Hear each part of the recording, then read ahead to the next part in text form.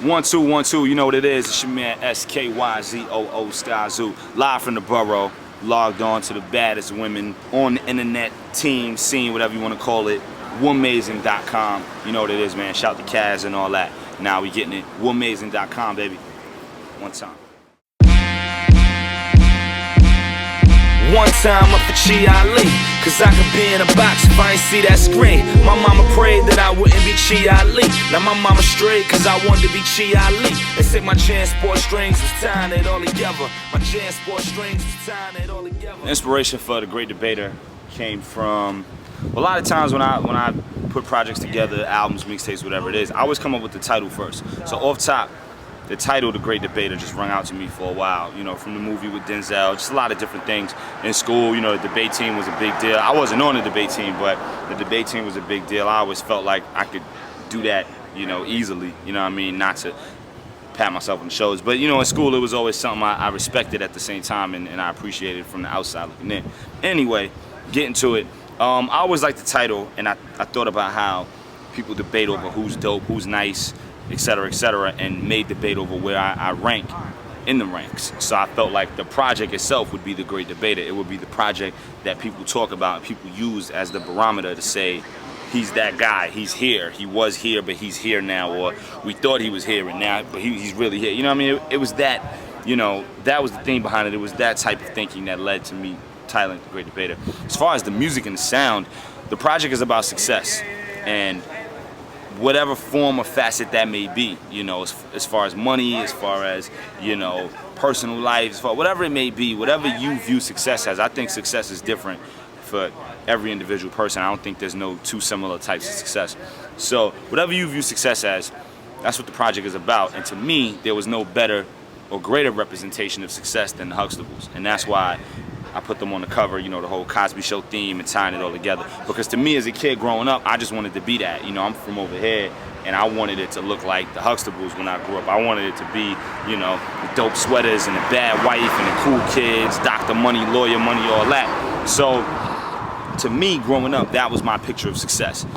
And I wanted to display that on the cover as opposed to just having money and cars or whatever. We all want that. I'm all about that. But that cover would have been too typical to everything else. So I felt like, what's another portrait of success? The Huxtables, and that's what led to that. They say my Jansport Strings is tying it all together. My Jansport Strings is tying it all together. The future, the near and immediate future, is the mixtape Theo versus JJ, the album, the Dream Deferred, and they all tie in together. Theo versus JJ picks up where the Great Debater left off. So the idea is Theo Huxtable from the Cosby Show, JJ Evans from Good Times. So it's the balance of right and wrong, of winning and losing, and you know, dreams versus reality. So the title is actually Theo versus JJ, and in parentheses, dreams versus reality. Theo being the dream and JJ being the reality that a lot of us, where I'm from, and where I grew up, and the people that I rub shoulders with on a day-to-day, are more so in tune with the JJ side than the Theo side. That part is more of a reality, but we all want that Theo side, whether we know who Theo is or not. So Theo versus JJ, the mixtape, the end of August, and then the album, A Dream Deferred, October 2nd. Finally here, the moment everybody been waiting for, the official follow-up to The Salvation, you know, however many years and however much time in the making. Obviously, live from the tape deck and everything was in between that. But A Dream Deferred, hands down, literally, figuratively, every other, you know, whatever you want to say, the dopest hip-hop album of 2012. Hands down, you can quote me on it. I don't care who dropped. I don't care who come out this year. I don't care who came out this year already. It is what it is. And people had dope projects. You know, there's a lot of dope music that came out. I don't care. The Dream Deferred is it. There's nothing seeing it lyrically, sonically, as far as the storytelling, as far as the cohesion, as far as the way everything is woven together. There's nothing. I don't care who it is, I don't care who you are that drop. Not saying nobody can't drop nothing dope. I'm sure it's gonna be a ton of dope music coming out. There's joints I'm looking forward to, and there's joints that came out that I was looking forward to that lived up to the hype, exceeded the expectations and all that, which is great, Strong J. But Dream Deferred, I don't care who dropped. They say my Jansport Strings is tying it all together. My Jansport Strings is tying it all together.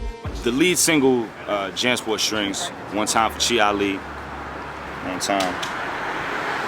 Produced by Ninth Wonder, The beat is a beat that Ninth made for me a while ago. I actually was in North Carolina, I want to say April 2011, actually, and was working on The Great Debater. You know, that's when I did Designer Drugs and, you know, a bunch of records off of the tape. You know, I think I did Designer Drugs on that trip. I did Inheritance on that trip. A lot of different records that wound up. Parade Me, my man for 10 did that. I did all those records on this one trip to North Carolina in April 2011, working on The Great Debater. So at the same time, I told Ninth, yo, I need beats for the album. You know, I'm working on Dream Deferred at the same time, but kind of brainstorming. I hadn't really recorded anything at all yet, but I was grabbing beats and putting them aside or whatever, and I had this idea for this sound and, you know, the way I wanted it to be put together, and I actually gave Ninth the joint, and I was like, yo, chop this, you know, do your karate on this.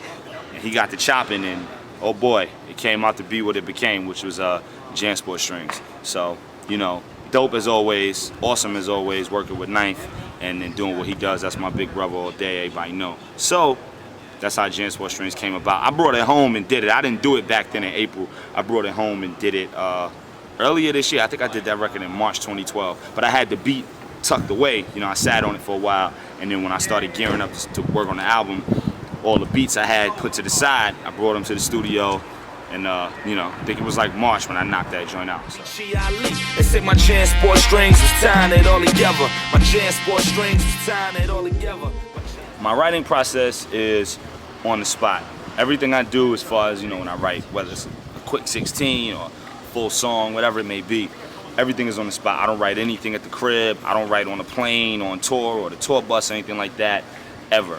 You know, everything is on the spot in the studio. So like I said, you know, let's say for instance I got the Ninth beat. Let's say I got the beat for Jansport Strings. I'll have the beat sitting in the crib, sitting in my computer or whatever. I won't write one word. I won't brainstorm to it. I won't write one word. I won't sit there and listen to it and put lines together and hold them. Nothing. You know, I had a beat sitting there, and then when I get to the studio, everything starts coming together. I start literally putting, you know, thought to paper or thought to BlackBerry at this point. I write everything in my BlackBerry, but you know, I do everything on the spot. Moral of the story, you know. And with me, the hook is usually the last thing I do. You know, sometimes you have people who do the hook first, people who, you know, mix it up, whatever. I usually write 2 verses and then I'll knock out the hook. And the way I do the hook, I'll walk in the booth and just start chanting the melody like. And